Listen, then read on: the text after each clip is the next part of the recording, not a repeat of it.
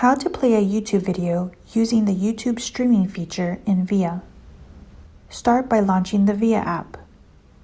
Enter the room name, then click on Join. Enter your nickname and the room code, then click on Join. On the red bar above, click Present. Click on Features, then on YouTube.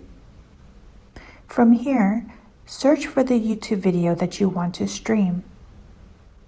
Once you find the video that you want to stream, click on Play on VIA, and the video will start streaming on the projector screen. You can pause, play, and stop the video using the VIA app. And once you're done, click on the X button to log out of the VIA application.